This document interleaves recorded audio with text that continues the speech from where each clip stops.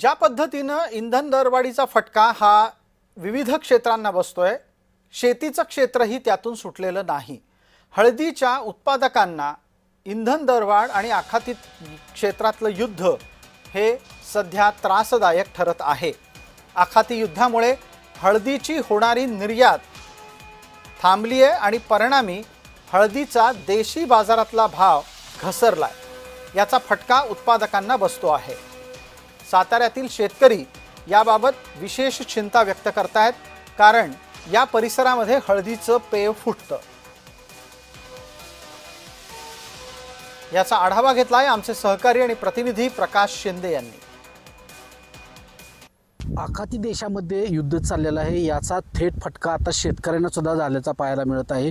सातारा जिल्ह्यातील आरळे या गावामध्ये आपण आलेलो आहोत आणि या गावामध्ये खरं तर आपण आता हे पाहिलेलं आहे। या ठिकाणी जी हळद आहे ही हळद मोठ्या प्रमाणात पडून असलेली पाहायला मिळत आहे। काय सांगाल, काय एवढ्या मोठ्या प्रमाणात जी हळद आहे ही पडून राहिलेली आहे?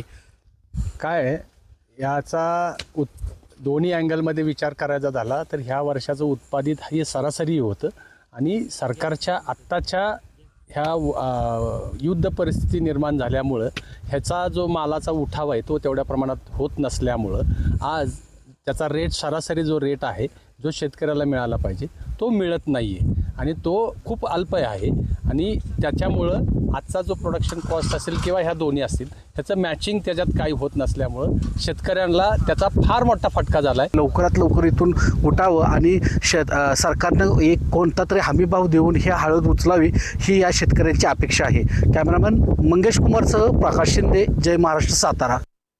घरगुती गॅसचा दररोजचा खप जो आहे तो साधारणतः 20,000 सिलेंडरचा आहे। मागील 5-7 दिवसामध्ये सप्लाय चेनचा जर आपण आढावा घेतला तर 20,000 पेक्षा पर डे जास्त सिलेंडर वितरण करण्यात येत आहे।